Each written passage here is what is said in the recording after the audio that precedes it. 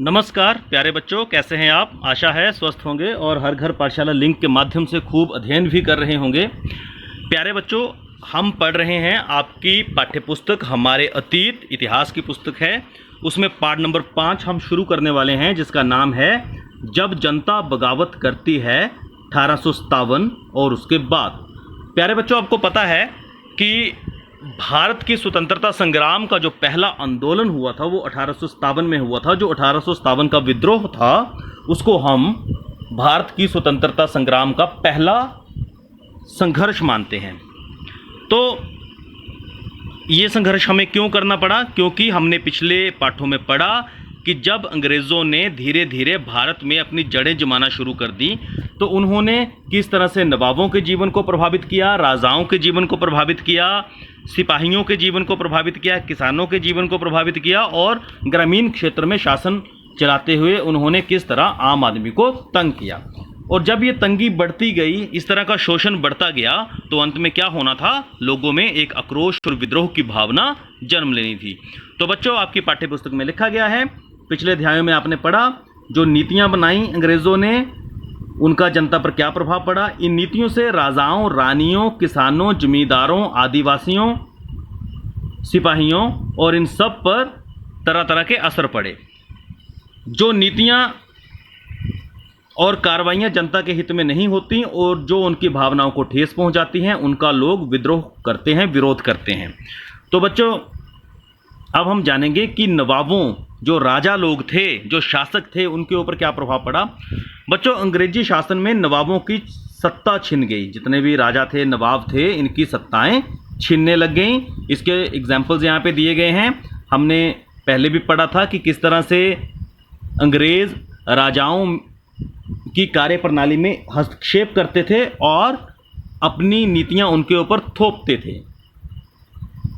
स्थानीय शासकों की स्वतंत्रता घटती जा रही थी, उनकी सेनाओं को भंग कर दिया गया था, उनके राजस्व वसूली के अधिकार व इलाके एक एक करके छीने जा रहे थे। उदाहरण के लिए, झांसी की रानी लक्ष्मीबाई चाहती थी कि कंपनी उनके पति की मृत्यु के बाद उनके गोद लिए गए बेटे को राजा मान ले। तो यहाँ पे भी अंग्रेज़ों ने ये बात नहीं मानी थी। पेशवा बाजीराव द्वितीय के दत्तक पुत्र नाना साहेब ने कंपनी से आग्रह किया था कि उनके पिता को जो पेंशन मिलती थी वह मृत्यु के बाद उन्हें मिलने लगे, परंतु अपनी श्रेष्ठता और सैनिक ताकत के नशे में चूर कंपनी ने इन निवेदनों को ठुकरा दिया। और इसी तरह से अवध में भी कुछ ऐसा हुआ था। अवध की रियासत अंग्रेज़ों के कब्जे में जाने वाली आखिरी रियासतों में से एक थी। 1801 में अवध पर एक सहायक संधि थोपी गई। 1856 में अंग्रेज़ों ने उसे अपने कब्जे में ले लिया। जो लॉर्ड डलहौजी था, गवर्नर जनरल था, उसने यह ऐलान कर दिया कि रियासत का शासन ठीक से नहीं चलाया जा रहा, इसलिए शासन को दुरुस्त करने के लिए ब्रिटिश प्रभुत्व जरूरी है। मतलब जो अवध का शासन है वो ब्रिटिश प्रभुत्व के अंतर्गत आ जाना चाहिए। उन्होंने अवध का शासन भी अपने में मिला लिया। इस तरह आप देखिए, मैंने आपको 3 एग्जाम्पल्स बता दिए।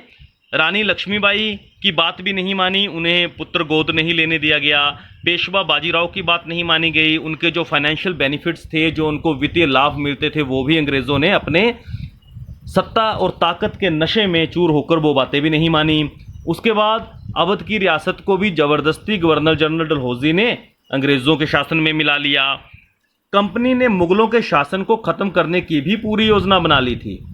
उन्होंने सिक्कों पर से मुगल बादशाह का नाम हटा दिया। 1849 में गवर्नर जनरल डलहौजी ने यह ऐलान किया कि बहादुर शाह जफर की मृत्यु के बाद बादशाह के परिवार को लाल किले से निकालकर दिल्ली में कहीं और बसाया जाएगा। मतलब लाल किले में जहां ये शासक कई सालों से, कई पीढ़ियों से रहते थे, वहां से उन्हें निकाल दिया जाएगा। 1856 में जनरल कैनिंग ने फैसला किया कि बहादुर शाह जफर आखिरी मुगल बादशाह होंगे। उनके बाद कोई मुगल बादशाह नहीं हुआ। उसके बाद सत्ता किनके हाथों में चली गई? अंग्रेज़ों के हाथ में। उन्होंने अपने हाथ में सत्ता ले ली। उनके जो वंशज हुए उनको बादशाह नहीं माना, उनको सिर्फ राजकुमार के रूप में मान्यता दी गई। तो इस सारे एपिसोड से क्या होना था? इन नवाबों में, इन राजाओं में कंपनी के प्रति विद्रोह की भावना पैदा होनी थी। और ये लोग सीधे तौर पर जनता से जुड़े हुए थे, जनता भी अपने राजाओं से, शासकों से प्यार करती थी। बच्चों, अंग्रेजों की कुछ नीतियां ऐसी थी जिनसे किसान और सिपाही ये भी उनके विरुद्ध होने लगे। क्यों? क्योंकि किसान और जमींदार भारी भरकम लगान और कर वसूली के तौर तरीकों से परेशान हो गए थे। और प्यारे बच्चों, बहुत से लोग महाजनों से लिया कर्ज नहीं लौटा पा रहे थे। इसके कारण उनकी पीढ़ियों पुरानी जमीनें हाथ से निकलती जा रही थी। और कंपनी के तहत जो काम कर रहे थे, कौन? सिपाही, जो भारतीय सिपाही, उनमें असंतोष की भावना थी। मतलब वो अपने काम से सेटिस्फाई नहीं थे। कारण क्या था? उनके भत्ते, वेतन और सेवा शर्तें उन्हें परेशान करती थी। उनकी धार्मिक भावनाओं और आस्थाओं को ठेस पहुंचाई जा रही थी। उस वक्त ये मान्यता थी कि लोग समुद्र के पार नहीं जाना चाहते थे, क्योंकि समुद्र यात्रा से उनका धर्म और जाति भ्रष्ट हो जाते हैं, ऐसी मान्यता थी। चाहे ये गलत थी या सही थी, परंतु ये मान्यता तो थी, लोग इससे प्रभावित होते थे। परंतु अंग्रेज क्या कर रहे थे? उन्होंने 1824 में सिपाहियों को कंपनी की ओर से लड़ने के लिए बर्मा जाने के आदेश दे दिए, जो समुद्र के पार था। इससे क्या हुआ? लोगों की आस्थाओं को ठेस पहुंची। और 1856 में कंपनी ने एक कानून भी बनाया, और उस कानून में साफ लिखा कि अगर कोई व्यक्ति कंपनी की सेना में नौकरी करेगा तो जरूरत पड़ने पर उसे समुद्र पार भी जाना पड़ेगा। तो इन सारे हालातों से क्या थे? जो सैनिक थे उनमें असंतोष की भावना थी। इसके साथ सैनिक किन परिवारों से आए थे? गांव से आए थे। गांव में उनके परिवार क्या करते थे? खेतीबाड़ी करते थे।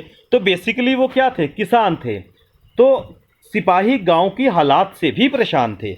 बहुत सारे सिपाही खुद किसान थे, वे अपने परिवारों को छोड़कर आए थे, लिहाजा किसानों का गुस्सा जल्दी ही सिपाहियों में फैल गया। तो बच्चों, ये हालात तैयार होने लगे 1857 के स्वतंत्रता संग्राम के, जिसमें राजाओं से लेकर आम जनता तक सभी लोग अंग्रेजों की नीतियों से परेशान होने लगे थे और विद्रोह करने पर मजबूर होने लगे थे। तो बच्चों, आज इतना ही पढ़ते हैं। कार्यपत्र को हल करिएगा। जय हिंद, जय हिमाचल।